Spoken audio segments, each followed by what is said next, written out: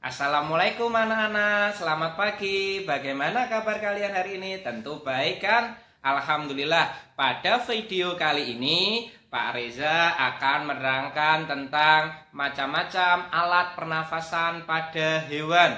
Jadi pada video kali ini Pak Reza membahasnya tentang macam-macam hewan dan alat pernafasannya. Apa saja tuh alat pernafasan pada hewan tersebut? Contoh kayak manusia. Manusia kemarin kebanyakan anak-anak itu pada jawab manusia bernafas dengan hidung. Padahal manusia itu bernafas menggunakan paru-paru. Nah, pada video kali ini Pak Reza akan menerangkan macam-macam hewan dan alat pernafasannya.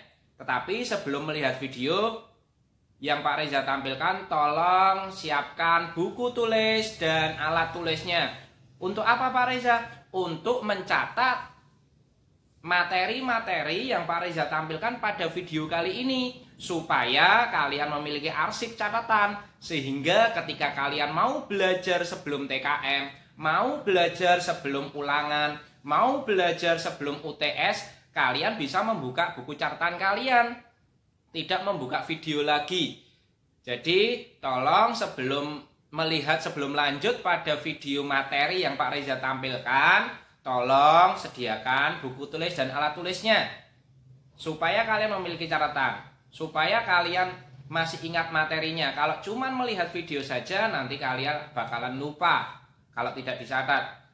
Jadi mohon disiapkan benar-benar, dan setelah menyiapkan tolong disimak benar-benar dan tolong dicatat, supaya besok ketika UTS, ketika ulangan atau TKM, kalian mendapatkan nilai yang bagus. Karena kalian bisa belajar lewat catatan kalian. Seperti itu. Jadi tolong perhatikan video baik-baik. Kedua, tolong dicatat materi yang ada di dalam videonya. Ketiga, diulangi lagi belajarnya tentang catatan kalian tersebut.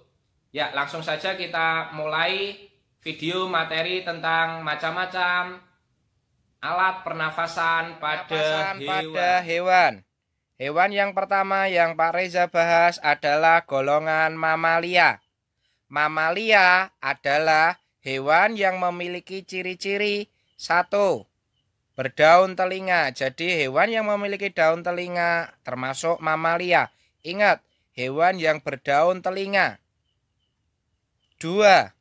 Memiliki kelenjar susu atau sering disebut kelenjar mamai. 3. Menyusui anaknya. 4. Sebagian besar mamalia berkembang biak dengan cara melahirkan. Jadi di sini ada sebagian kecil mamalia yang tidak melahirkan. Contohnya apa? Contohnya platypus. Platypus termasuk mamalia, tetapi berkembang biak dengan cara bertelur. Kenapa platypus disebut mamalia? 1. Karena memiliki daun telinga. 2. Memiliki kelenjar mamai. 3. Menyusui anaknya. Sehingga platypus termasuk hewan mamalia walaupun bertelur. Mamalia yang bertelur biasanya disebut mamalia golongan monotremata. Nomor 5 selanjutnya, mamalia bernapas menggunakan paru-paru. Ingat, mamalia bernapas menggunakan paru-paru, sehingga hewan-hewan yang memiliki daun telinga itu bernafas menggunakan paru-paru.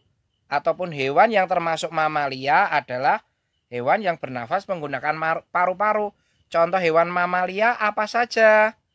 Seperti pada gambar, ada orangutan, ada monyet, kuda, badak, jerapah, harimau, serigala. Kalau mamalia laut ada paus, lumba-lumba, terus anjing laut, seperti itu. Kalau mamalia yang dapat terbang ada kelelawar. Semua hewan yang Pak Reza sebutkan tersebut termasuk mamalia. Kalau mamalia berarti bernafas menggunakan paru-paru. Besok soal yang keluar bukan mamalia bernafas menggunakan apa anak-anak, bukan seperti itu. Tetapi yang keluar adalah paus bernapas menggunakan, lumba-lumba bernapas menggunakan, seperti itu yang sering keluar. Ataupun harimau bernafas menggunakan, jawabannya adalah pasti paru-paru karena harimau termasuk mamalia. Selanjutnya nomor 2, adalah hewan unggas. Unggas adalah sejenis burung yang tidak memiliki kemampuan terbang. Contoh unggas adalah ayam, mentok, angsa, bebek, pinguin, dan lain-lain. Seperti itu gambarnya. Unggas bernafas menggunakan paru-paru. Besok soal yang keluar adalah bukan unggas bernafas menggunakan apa, tetapi ayam bernafas menggunakan paru-paru.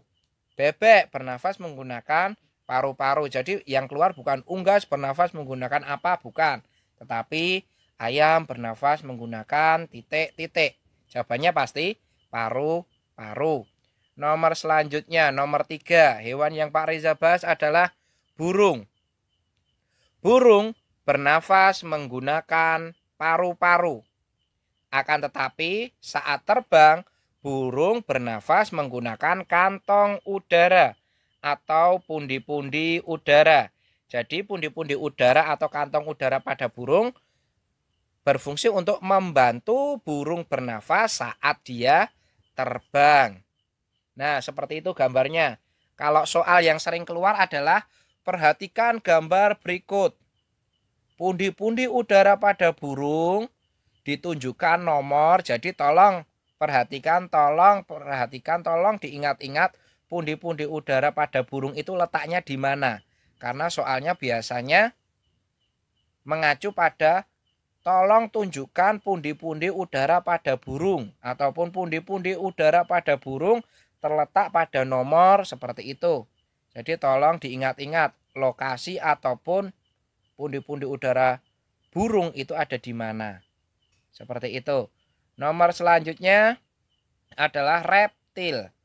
Reptil adalah hewan yang cara bergeraknya atau cara berjalannya dengan melata, bagian perut menyentuh tanah. Contoh reptil: kura-kura, kadal, buaya, ular, biawak, tokek, cicak, dan lain-lain. Seperti itu gambarnya. Reptil bernafas menggunakan paru-paru. Besok soal yang keluar bukan reptil bernafas menggunakan apa, bukan. Akan tetapi yang keluar adalah ular bernafas menggunakan, kadal bernafas menggunakan, buaya bernafas menggunakan, kura-kura bernafas menggunakan. Nah, kalau hewan-hewan yang Pak Reza sebutkan itu termasuk reptil, berarti hewan tersebut bernafas menggunakan paru-paru.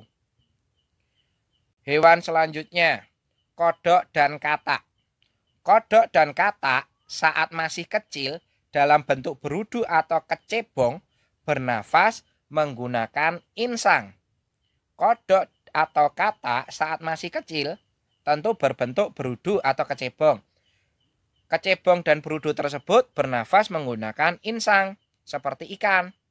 Akan tetapi ketika kodok atau katak sudah dewasa, sudah melompat-lompat, kodok atau katak dewasa tersebut bernafas menggunakan paru-paru dan kulit.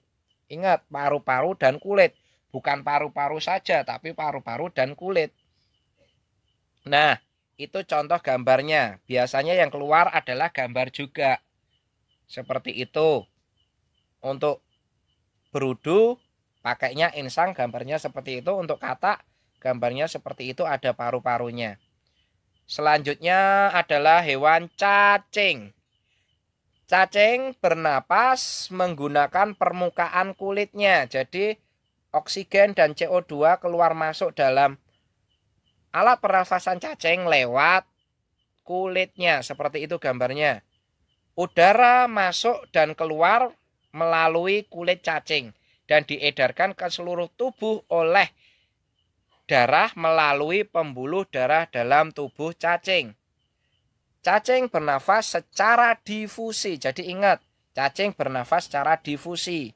Kadang kebalik-balik, cacing bernafas menggunakan permukaan kulit. Tapi ada pertanyaan, cacing bernafas secara selanjutnya difusi. adalah serangga. Serangga adalah hewan avertebrata, tidak atau hewan yang tidak memiliki tulang belakang, ya, tetapi memiliki eksoskeleton atau rangka di luar yang bagian tubuhnya terdiri dari 3 bagian, yaitu kepala, torak, dan abdomen atau perut. Serangga biasanya memiliki 3 pasang kaki. Jadi serangga di sini beda dengan laba-laba. Serangga hanya memiliki 3 pasang kaki, sedangkan laba-laba memiliki 4 pasang kaki. Laba-laba terdiri dari 2 bagian tubuh, yaitu kepala dan perut, sedangkan serangga terdiri dari 3 bagian tubuh, yaitu kepala, torak, dan abdomen. Jadi beda ya, bedakan serangga dan laba-laba. Contoh serangga antara lain belalang, kupu-kupu, lebah, kumbang, dan lain-lain.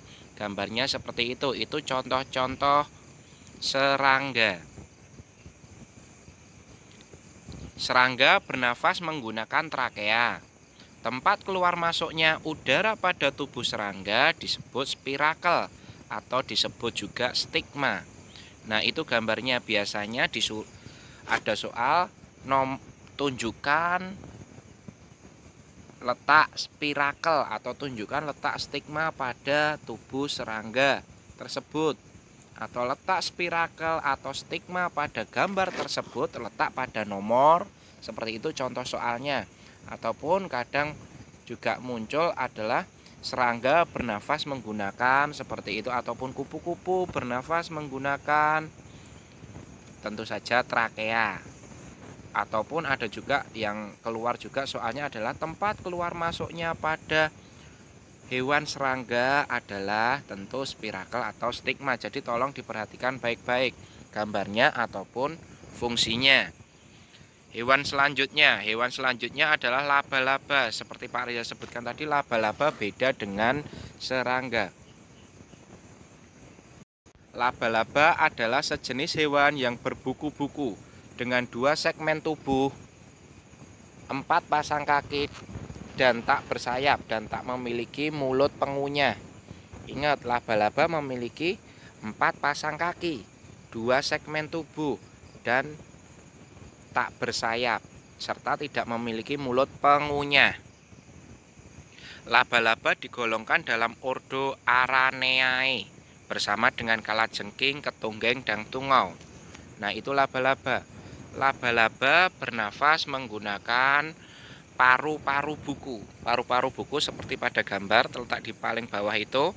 Jadi paru-paru yang berbuku-buku atau berlapis-lapis. Jadi laba-laba bernafas menggunakan paru-paru berbuku. Ingat sekali lagi, laba-laba beda dengan serangga. Kalau serangga bernafas menggunakan trakea, kalau laba-laba bernafas menggunakan paru-paru buku. Selanjutnya yang terakhir adalah ikan. Ikan bernafas menggunakan insang. Ikan memiliki 3 pasang insang. Ikan yang hidup di dalam lumpur memiliki insang yang dilengkapi oleh labirin. Labirin sendiri berfungsi untuk menyaring lumpur yang masuk bersama air ke insang. Jadi pada ikan yang hidup di lumpur, insangnya dilengkapi dengan labirin yang berfungsi untuk menyaring lumpur supaya lumpurnya tidak masuk ke dalam tubuh ikan, supaya yang masuk adalah airnya saja dan oksigennya saja. Nah, seperti itu gambarnya. Insang, nah itu ada 3 insang di kanan dan 3 insang di kiri, sehingga totalnya ada 3 pasang insang. Seperti itu. Nah, selesai sudah penjelasan video Pak Reza kali ini tentang macam-macam organ pernafasan pada hewan. Semoga video kali ini kalian bisa mengerti dan bisa memahaminya. Jangan lupa video ini juga kalian catat pada buku catatan supaya ilmunya tidak hilang dan tidak lenyap, supaya kalian bisa belajar lagi. Seperti itu. Jadi tolong tetap dicatat videonya supaya kalian memiliki arsip, dan ketika mau belajar untuk ulangan TKM bisa melihat buku catatan kalian tersebut. Terima kasih telah melihat video Pak Reza. Kurang lebihnya mohon maaf. Assalamualaikum warahmatullahi wabarakatuh.